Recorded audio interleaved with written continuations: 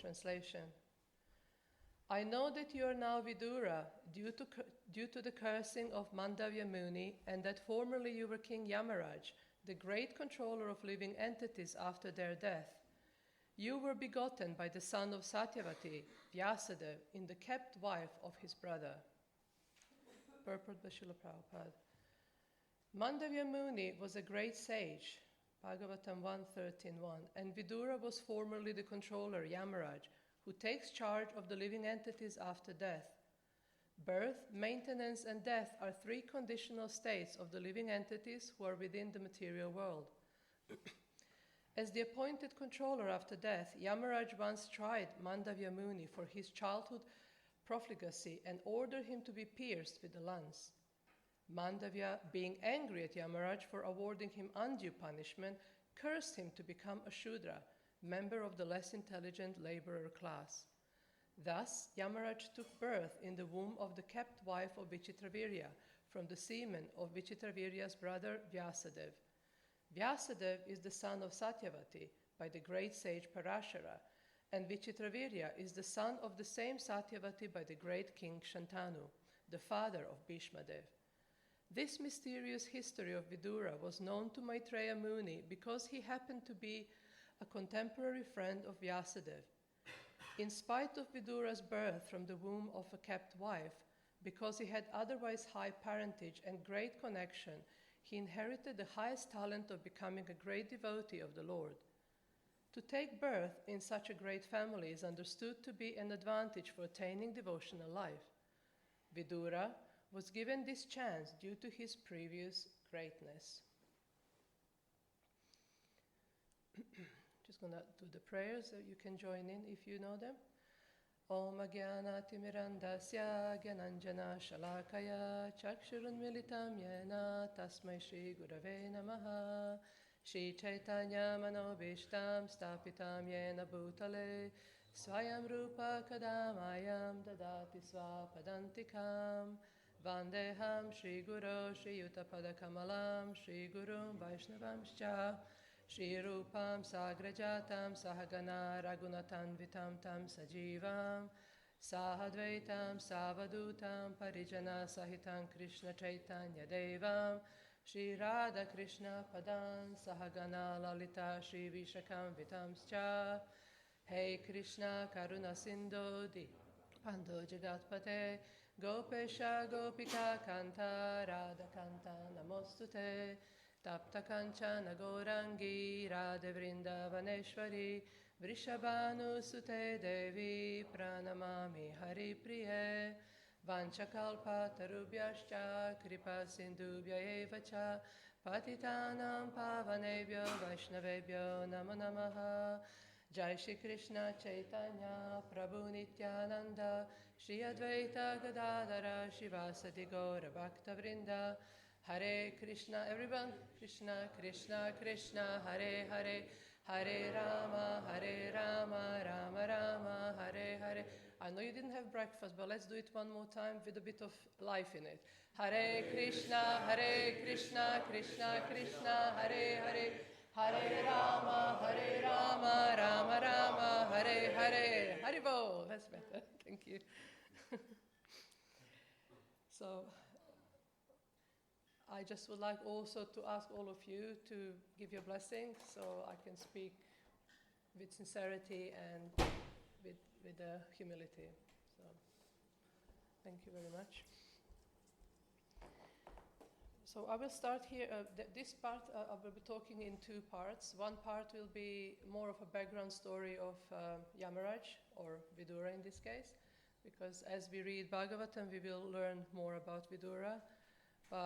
In his original identity, his original identity as the Yamaraj, he is actually god of death, and he's also one of 12 Mahajans. So I would like to talk a bit more about Yamaraj as a very special devotee of the Lord. For those who are here and don't understand terminology, I'll try to keep it simple.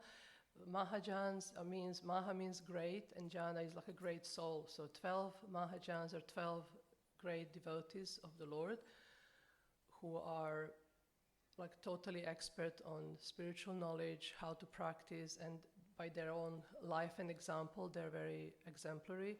They're also special souls in the sense that they're not like us. Sometimes we call them demigods or sages. They have different type of abilities than what we do. So in this case, Vidura, who came as Yamaraj, who is actually Yamaraj, he comes from the Yamaloka, which he presides on, and that's the planet in a common world. We call it hellish planets. Those who are curious to know more, you can read 5th canto of Srimad Bhagavatam, when you can read a lot more about the planetary systems and distribution of the planets around the universe and what happens on each planet and what type of personalities live there and what happens there. So it's quite interesting to, if you want to go more in depth, that's the 5th canto. And Veda otherwise means knowledge, so Bhagavatam is part of the Vedas and one of the main scriptures that we use, because being connected to the devotional service rather than just explaining how to work, how to live in this world. So I would like to, as I said, I would go a little bit, talk more about Yamaraj. And so from the Bhagavatam we can understand Vidura was born as Shudra, which means he was born from a servant wife, and he didn't have any claim to the throne, or he wasn't considered a prince. However, he was kept in a palace and he was very respected. However, although he was living in the palace, he didn't have any sort of princely rights due to his lower birth than the others. Nevertheless, he comes from a very glorious background as a Yamaraj. He's also known as Dharmaraj. Dharma means religion and religious principles. Raj means king. So apart from being Yamaraj, or king of the lower planetary systems, he's also Dharmaraj, or a sort of a king of religious principles, being very versatile in them. So he comes, he's a son, Yamaraj is the son of of Surya, who is a sun god, or Vivasvan, and Samnya. And he has a very famous sister. Does anybody know? So Yamaraj is also known as Yama, and does anybody know who is his sister? That's correct, Yamuna.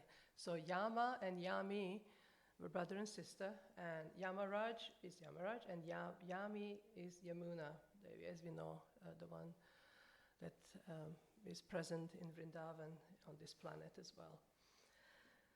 So that's something about his background. And next, what happens, so when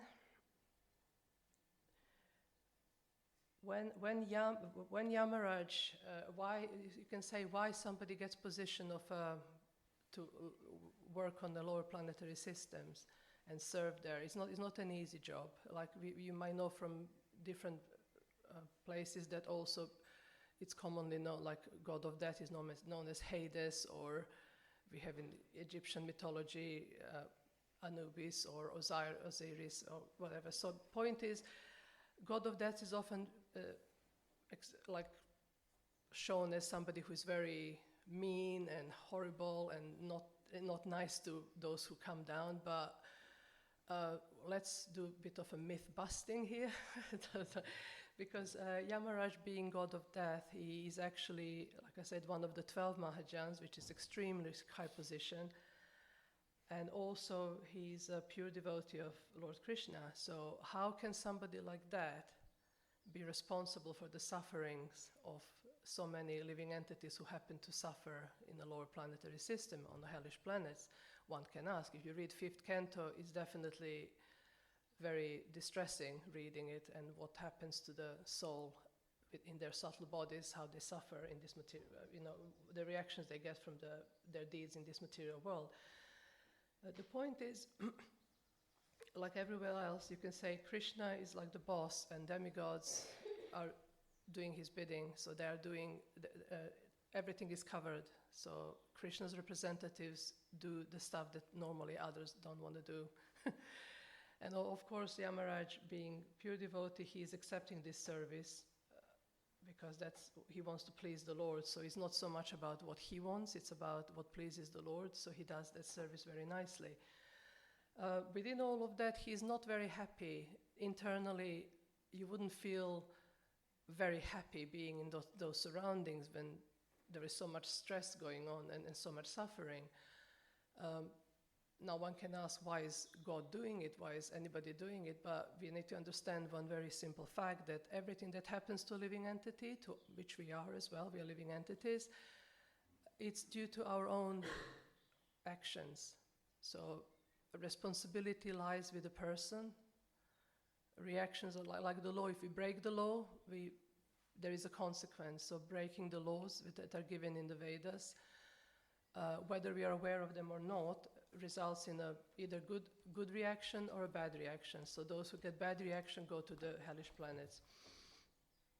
Those who do good, they go to heavenly planets. But as a devotees, we don't want to go either. We want to transcend all of that and go to the spiritual place where we belong to, which is the spiritual world, in service and while serving the Lord in a devotional service.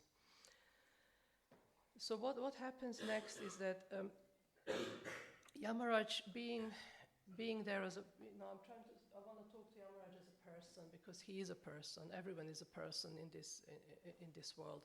We are personalities. We are all individuals. When we read Bhagavatam, we read about different personalities again. So as you can see, each devotee, each person mentioned, there are certain qualities attached. So in this case, we have Yamaraj or Vidura. So Yamaraj wasn't very happy, so he was praying to Krishna. One can ask, why did he take birth as Vidura? Like, was it just really because of the curse? He made the mistake. He gave somebody who pierced the insect with a straw that he needs to die by being pierced with the lance, which is quite a heavy reaction for like killing an ant as a child. So Mandavya Muni wasn't very happy. He said, why, how could you give me that reaction for, like, I was a child? Are you like, you're not doing your job properly, right? So he wasn't very happy, so he cursed Yamaraj. So as you can see here, interesting point, no matter how high position you have as an authority, there is always way to go down. Nobody is saved that unless we take care of our actions. We shouldn't abuse our position in any way. Yamaraj didn't abuse position, but he made a simple mistake. Now, as you can see from Bhagavatam, there is always story within the story. So the other story is that Yamaraj was really, really, really wanting to serve Krishna. He really wanted to be present. He really wanted to see him, to have a break from the service he's doing. Like, imagine you're doing some service that is quite stressful, like you all do, I suppose, and you feel, I just want to go for retreat, man, right? I want to go and chant, I want to go to Vrindavan,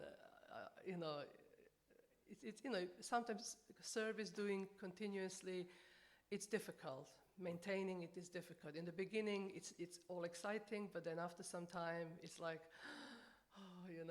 I need a break. So Yamaraj felt the same way, in a way that, like, I just really want to preach. I want to prevent those souls coming here. I want to go out there and I want to tell the people of the planet Earth and different planets, I want to tell them, I want to preach about the glories of the Lord so they can take on devotional service rather than coming down here.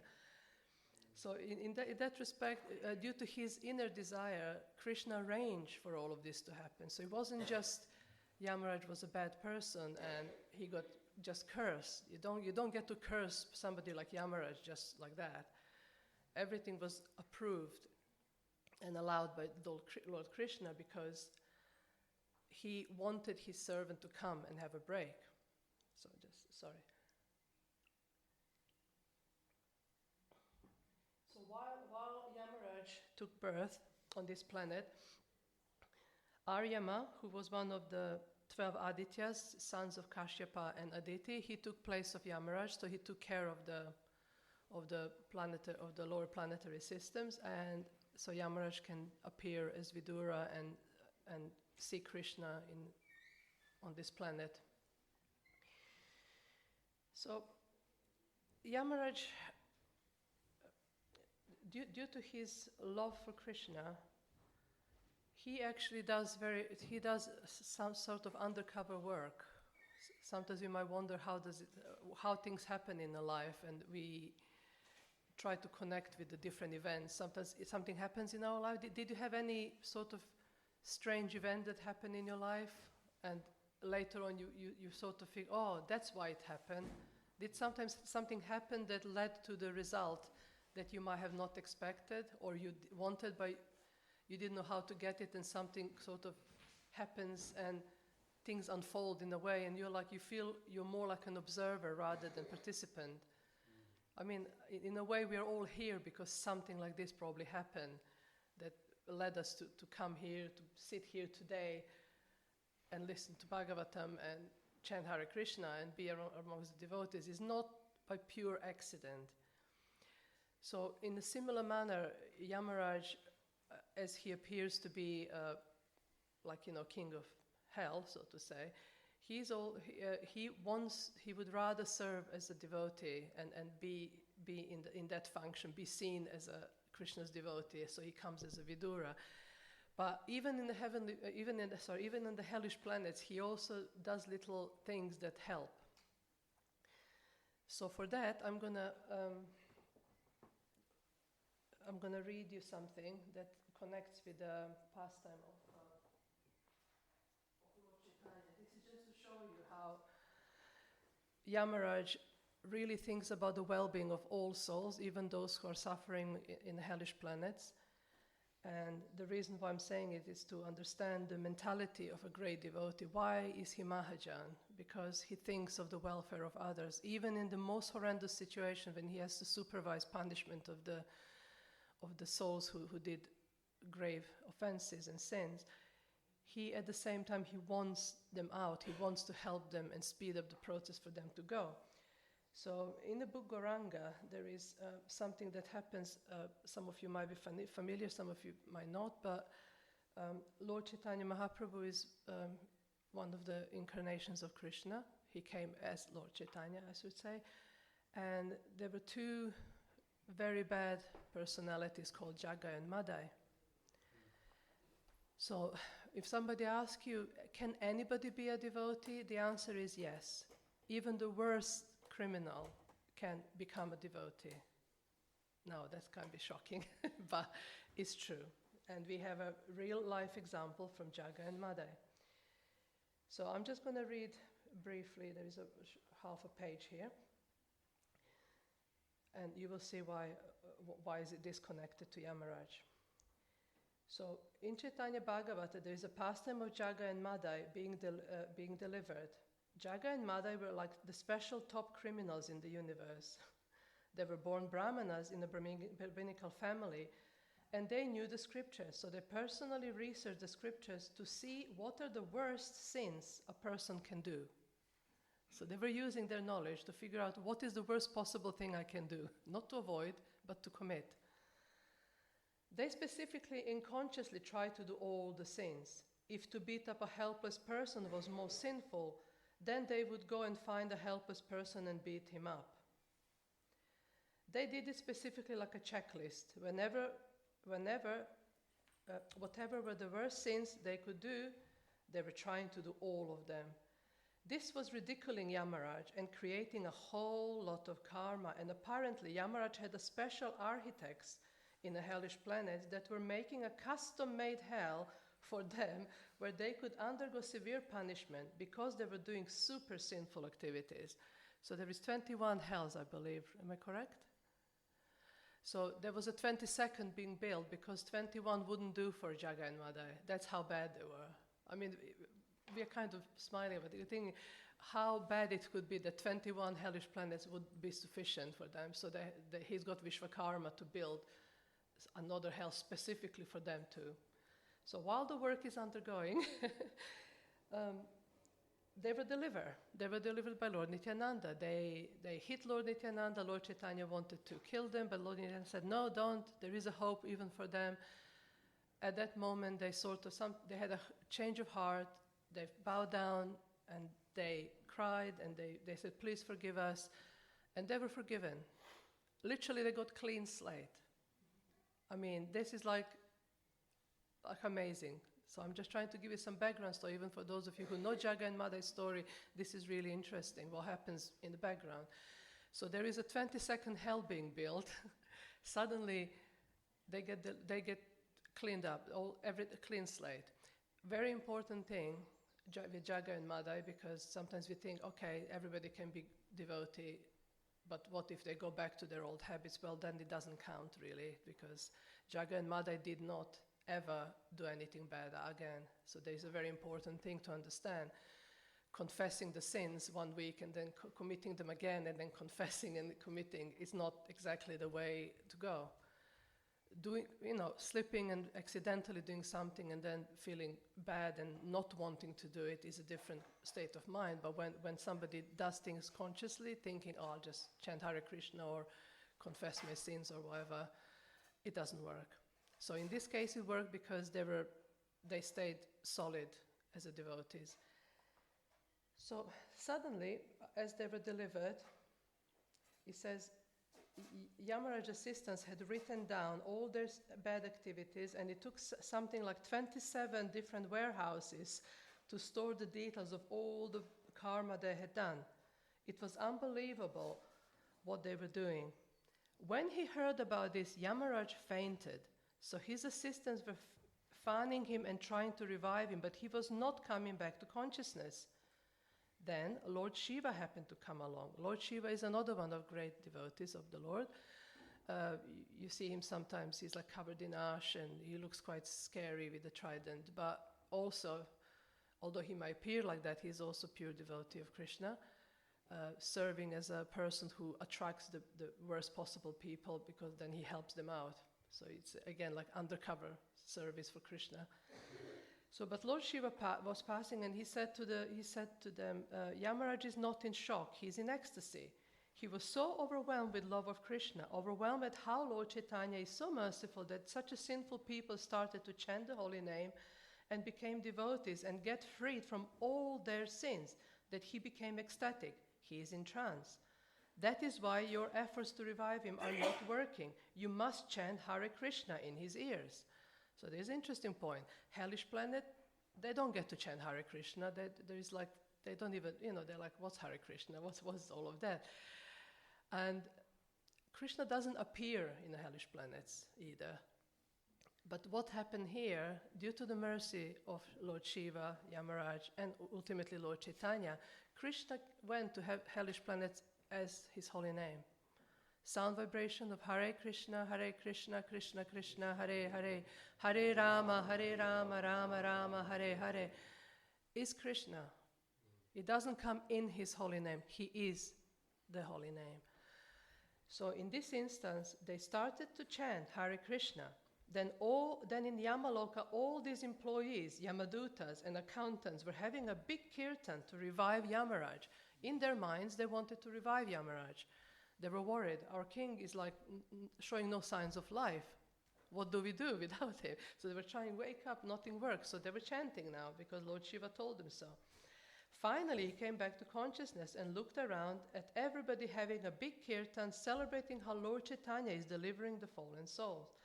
By Lord Chaitanya's mercy, there is much less work now for the Yamadutas. Confirmed.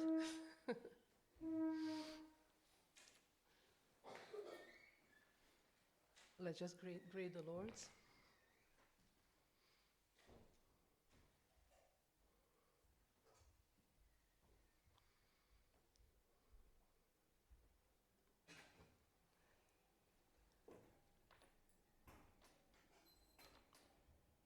Sometime soon.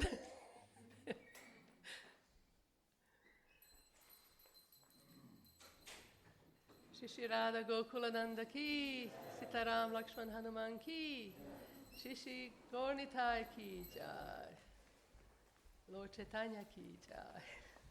Mahamantra ki jai. So, so what happened here is showing that Yamaraj is so purely connected to Krishna and so full of love for Krishna. And most importantly, he was so, one could say, you know how we are. Imagine you're building like a whole planet for somebody because you're like, yeah, they need it. And suddenly they don't need it anymore. We would be like, oh, the hell, I've done all the work. They need to come here anyway, right?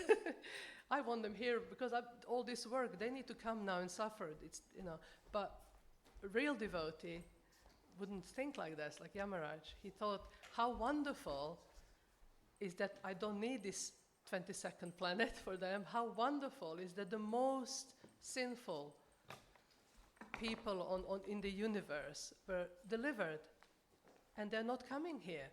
How wonderful is the mercy of Lord Chaitanya. How wonderful is the mercy of Hare Krishna mantra, that just by chanting one can actually clean all the sins. For those of you who want to do more about Mahamantra, you can find Shikshashtaka prayers of Lord Chaitanya, and it's 8 verses explain a lot about what actually happens while chanting Hare Krishna. He says it's cleaning of the mirror of the heart. Krishna consciousness is internal process, and our progress really is measured by how much more we're attached to serving Krishna and how less we're attached to material life and material things. So we can't see that externally. Like somebody might come as a really, paka, but internally they might not be quite there. Or somebody might come in a form and shape that we think, oh, who is that person? But internally they could be the best devotee of the Lord. So very important not to judge anyone by their appearance or anything, because we don't know. We don't know what connection that person might have with Krishna.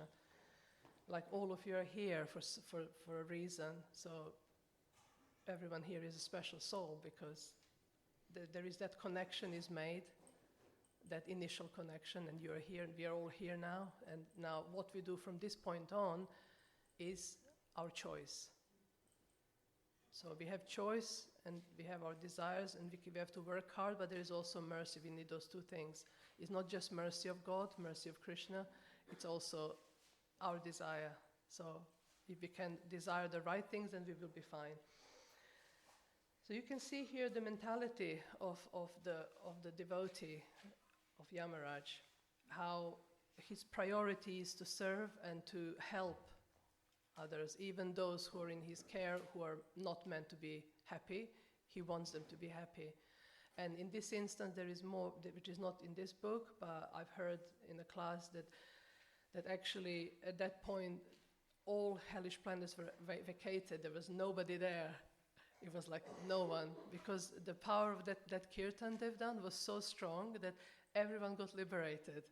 All the souls there were just free to go. They were instantly gone. So Yamadutas who are servants of Yamaraj, they were like, oh, why is it like a vacation time? Nothing to do.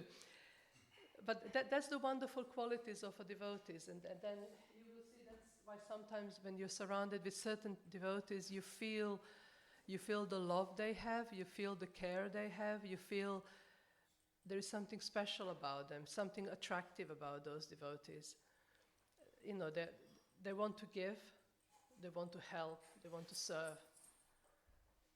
Right? Do you have that experience? I hope you do.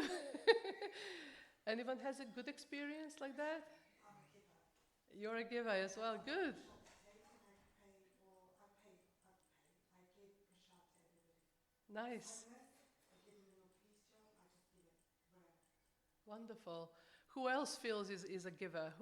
Who feels I would like to share and give as much as I can with others? Anybody?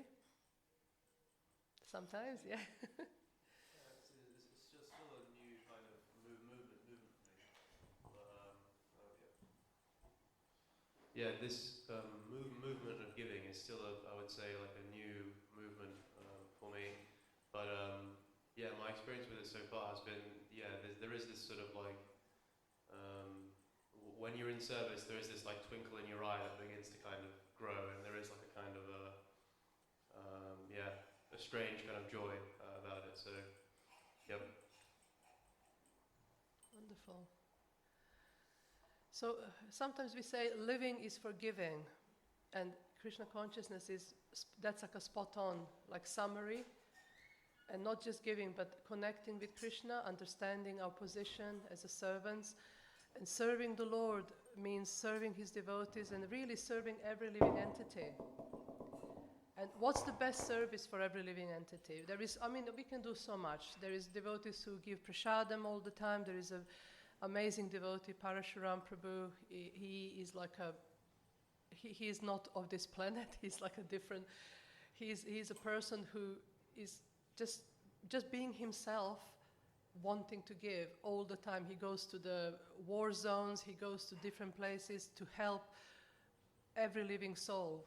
He doesn't care if they're Muslims or Jewish or anything, poor, rich. He goes there, he gives them prasadam, he gives them the holy name. He just gives. He doesn't get anything in return. Externally looking, they can't give anything. They have nothing. He goes to Ukraine. Anyway, there are devotees who know more about him. But that's so we have amazing examples even in this life. We can look around and we can see there is so many devotees who are just naturally, they want to give, they want to serve, and they live their life accordingly. It's not like they do one day and then 10 days they're like watching Netflix for 24/7. They're there. You can see what's in their heart. Our behavior, what we do daily, is reflection of our consciousness and our desires. And no one should judge anyone, but we need to judge ourselves. Like, am I doing my best?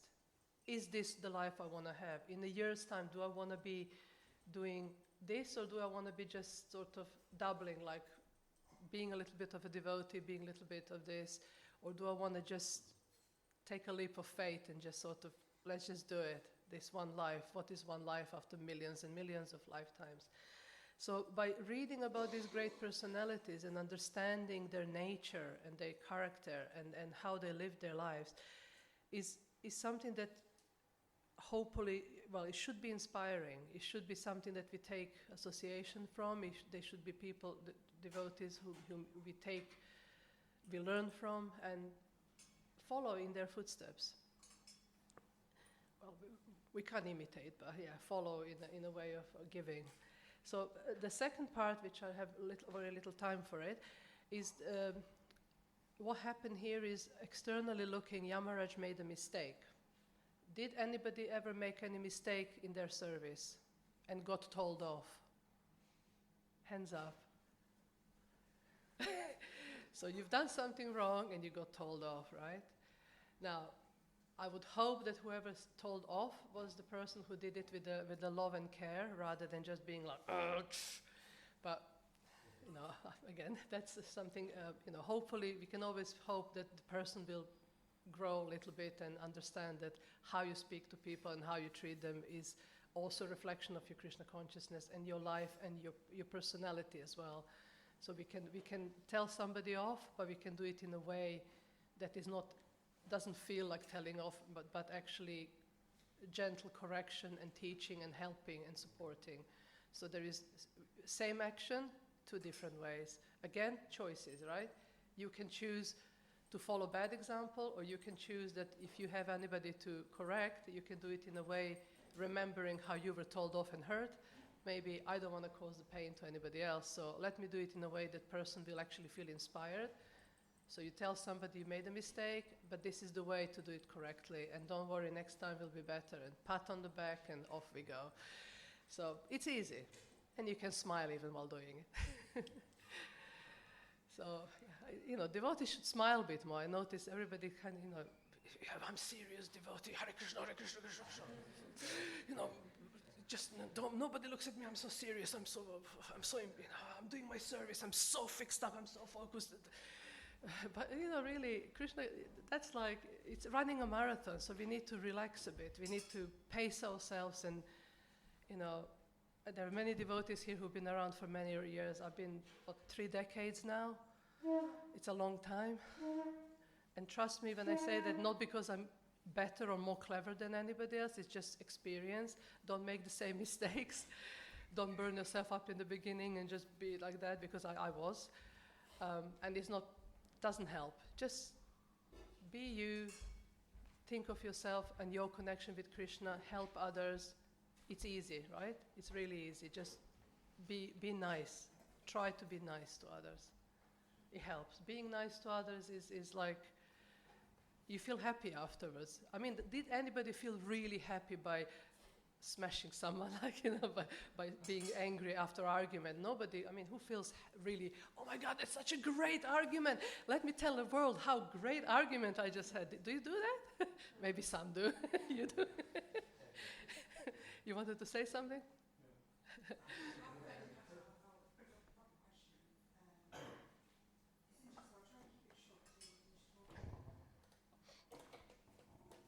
Maybe many devotees in Watford know that I was in a big collision almost 3 years ago, and there's a picture next to me put to Srila Prabhupada for 7 months I had.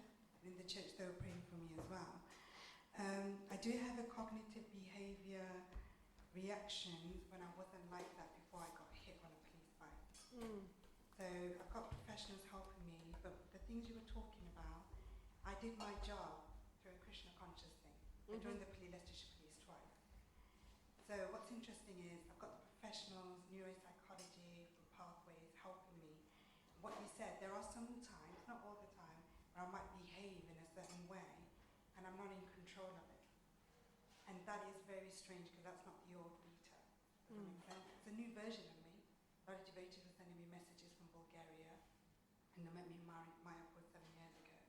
So my question is, when sometimes I might remember I've said something and that wasn't me, or I might have sworn, how is it that the mind is not in control? Visheshika Prabhu from Silicon Valley sent a message when he found out I was in Leicester General Hospital. He said he saw a picture of me next to Srila Prabhupada. So how does it work? Because I've been practicing for 17 years. I'm not initiated yet. So how does it work when your mind, obviously I know things, but I'm having to relearn, the mind deviates. Sometimes I don't remember what I've said. When your brain gets smashed, that's what happens. There's like new brain cells. Right. So I wouldn't be able to tell anything from the medical point of view, obviously. But from the spiritual point of view, there is also, obviously I don't know, I mean, I only know what you just said, so I can't claim to understand everything like 100%, but you were saying that there is something in the consciousness that you feel like distant, something what happened. Or I don't remember something. Or you don't remember, yeah. So it's like there was something somebody else almost. But then we can think in a way that all the previous lives we lived, do we remember them? So exactly. we can if there is something like this that happens, again, there is no point, I would just say personally, there was no point dwelling on things like that because they're gone, they're in the past. Isn't it? They're gone. We can maybe draw some conclusion from it and learn something from it and like a takeaway, okay, something happened. But it's like, actually I was thinking of something like this today. I was driving and sometimes you look at the mirror just to check what's happening at the back and what came to my mind is I actually thought I want to share this and now it just fits perfectly. You know, when you're driving the car, you have to look forward, right? Do you? I mean, how many people drive forward by looking at the mirror, looking at the back? What's going to happen? A car crash, right? It's like this body is like that car. When we are driving this body, when we are moving forward in life, if we keep looking back, to me, it felt like I just had that like a moment, it's like, it just feels just like this. I was thinking, I'm driving, yeah, this is just like that, just driving the car. If we keep looking at the mirror and looking at the back constantly, it's okay to glance now and again just to remind ourselves maybe from some past activities so we can either do better or worse or whatever. But to keep looking at the back, we're not going to move, we're going to be stagnant, we're going to have to stop the car or just carry on and it's not going to be right. It's not going to help us, right? I got a devotee that I met in Mayapur 7 years ago. It was my birthday yesterday. And she wrote me a personal message and she said, Hare Krishna dear Rita, you went through a lot of things, such a journey. Wow. I'm from Bulgaria and I live in Sofia. And the brain is injured. It's like being in an office where all the documents and files are in a total mess. Some are missing, some are damaged, some are lying on the floor. But the expert secretary can organize everything again and fill the gaps. You have such a secretary, you're brilliant intelligence, because although you struggle to remember things, you don't forget Krishna. It means he is not in your brain, he's in your heart. And after all, the mind and intelligence are in the heart, not in the brain. And I'm sure that slowly you will recover. My godbrothers Priya Muni and Lokasaranga Prabhus had a horrible car accident 2 years ago during Harinam and Padayatra. They were smashed by a drunk driver. Both of them were in coma for months. Apparently I was in coma for 3.5 weeks. Priya Muni got serious brain injury. He couldn't walk, he couldn't talk, he couldn't remember. He was very, very disoriented. But now he runs around doing seva, singing kirtans again. So his brain functions are restored and amazing, but it took him several years. Be patient and fight, and then know you are a fighter. Go to doctors, do exercises for the brain. Brain can reorganize himself and start functioning differently. He has a huge capacity. And the most important, never forget the devotees. We love you, Krishna loves you, Srila Prabhupada loves you. You are not alone. And now this challenge will bring you even closer to yourself. You will know yourself better because we are not this body, this brain, or the mind. Your spiritual intelligence is connected only with Paramatma and yourself, the soul. Let your emotions go, cry, laugh, whatever you like. Do all kinds of activities that your condition allows you, but keep learning stuff. It will refresh you. Don't try to be the same as before. Accept your new version and work with it. Krishna is holding your hand. Millions of hugs. Such as somebody. Wow, wonderful. Wonderful. I think that's whoever had any experiences like that should remember these messages. It's nice. And if you know somebody who is suffering, you can send them a message like that. You know, support them and reassure them. It doesn't take long. We're on the phone all the time. Think of somebody who might need to hear something good from you. Just because, not because you want something from them, but because you want to give. And I just want to conclude with this. I'll give you a few little tips just in the sense of mind. So Yamaraj made a mistake, so to say, by giving undue punishment, so just to recap. And because of that, he got cursed, which means nobody is safe. So we got to learn that no matter position, how high you are, if you're a leader, a guru, anything, there is always way down if we are not careful.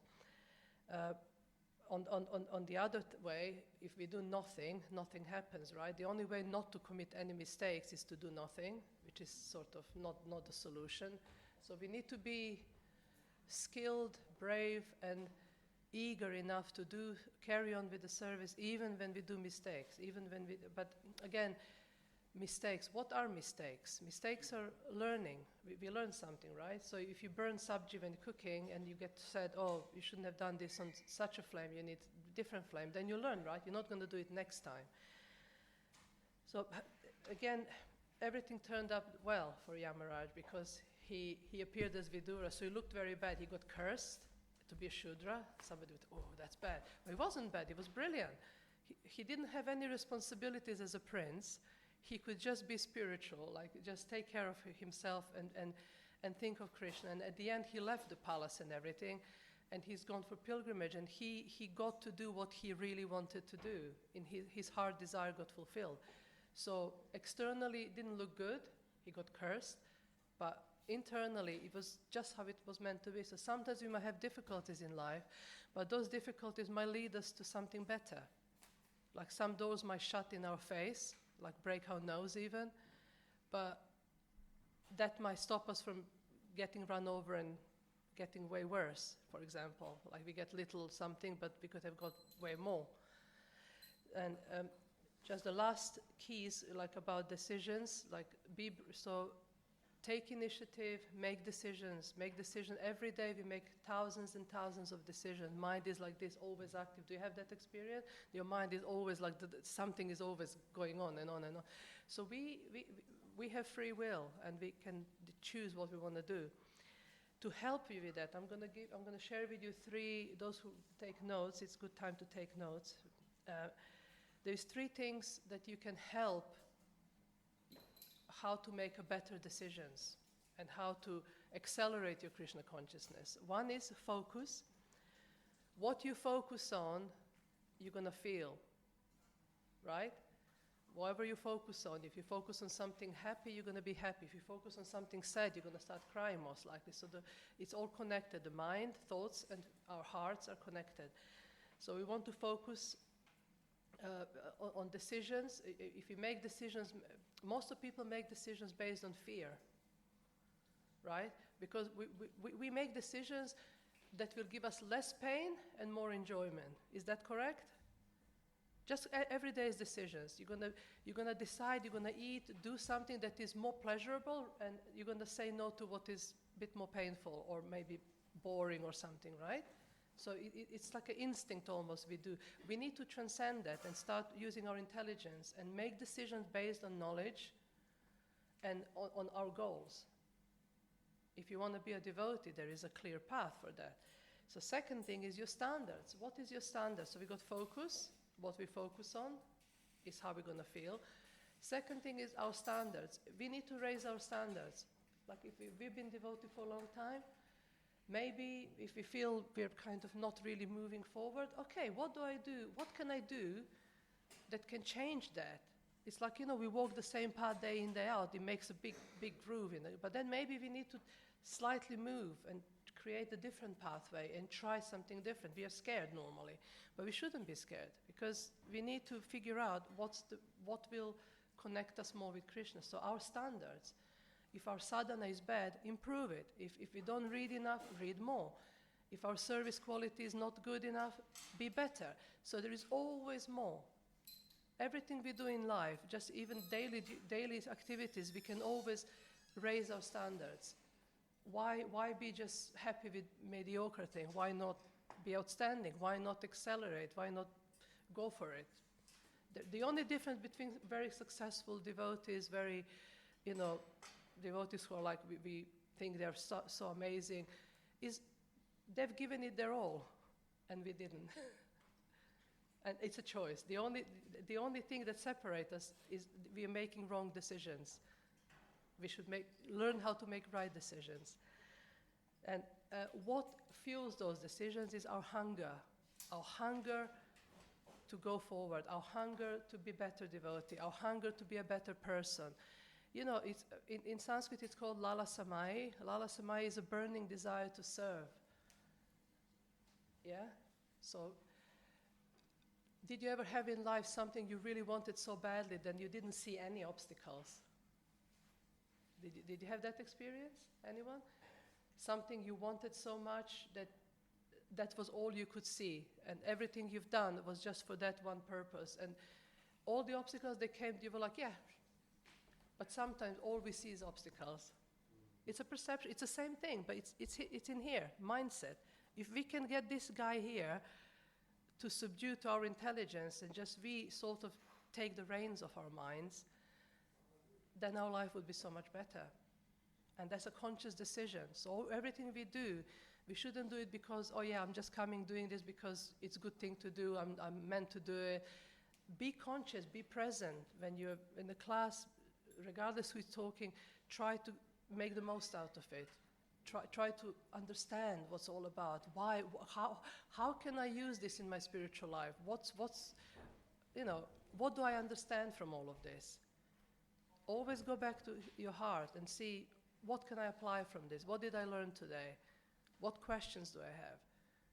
Be conscious, be present, and be hungry. The hunger is to reach the goal, and the higher standards are helping. This is also points. You got focus, you got higher to raise your standard, and you got to feel like you really want something, and all of that is there. It's Krishna.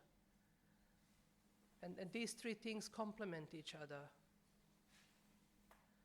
It's just kind of so to shake us up a bit, so we don't just kind of, what they say, don't let the life happen to you, but for you. It's a huge difference. So let's not the life happen to us means we're just like a passengers going through, observing what's happening. We don't feel we are participating.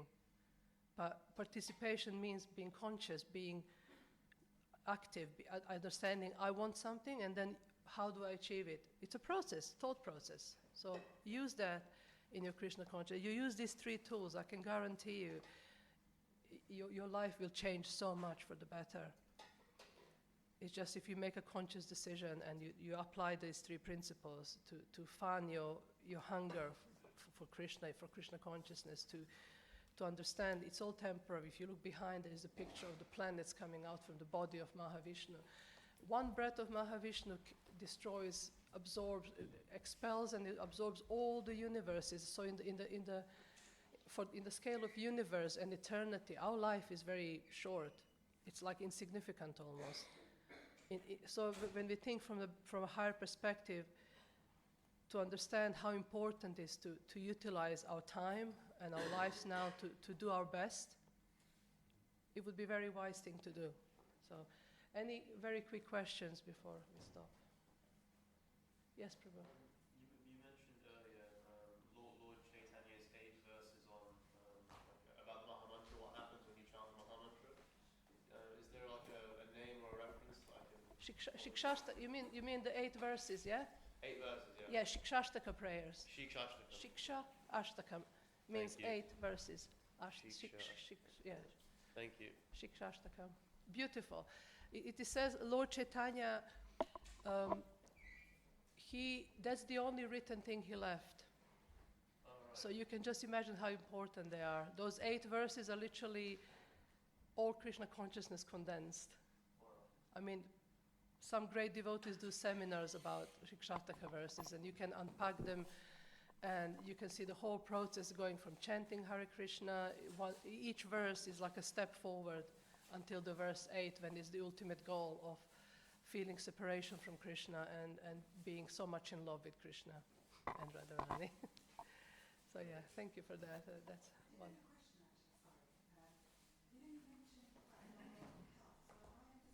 Sorry, of what? Hell, yeah, it's mentioned. I always understood that. Like, for example, in Christianity and Islam, there's one hell, one heaven. But when you look at the Vedic scriptures, my understanding, obviously I'm incorrect, that there were 7 hells. But when you said 21, 22, I was thinking about there are different hells. I mean, best thing to do is, because I can't speak on the top of my head, sure. If you read in the 5th canto of Srimad Bhagavatam, Okay, it's a whole like detailed description of everything. Okay, So if you're curious about it, all you the Bhagavatam are correct. 5th canto, yeah. I Fifth can't canto. remember, it's somewhere at the end or at the beginning. Anyway, you will say, I'll it look says at the description fifth of the hellish planet is the chapter. I'd be interested. So when we say hell, it's not just one planet. It's like a constellation. It's like an area. It's like a whole plane of planets, like a heavenly planet. There's not just one. There are different ones. There are lower, higher. There are demigod planets. There is Maharishi planets. There is, even amongst demigods, you have like angels. They're like a lower demigods. The Gandharvas are what we call angels on this planet, with the wings singing. So you have lower demigods, and then you have higher ones like, special sages. And they say Jesus Christ came from Maharloka. I don't know if that's correct to say, but I heard that. So it's a kind of, I'm not 100% sure, so I'm just saying that I've heard that lots of great personalities who appeared, they come from Siddhaloka. Actually, sorry, Siddhaloka. And Maharloka is Lord Shiva. Sorry, my mistake. Okay, I'll leave you to it. Thank you. I'm sorry for being over time. Your breakfast is waiting. Make a run for it. Thank you so much. Srimad Bhagavatam ki jai.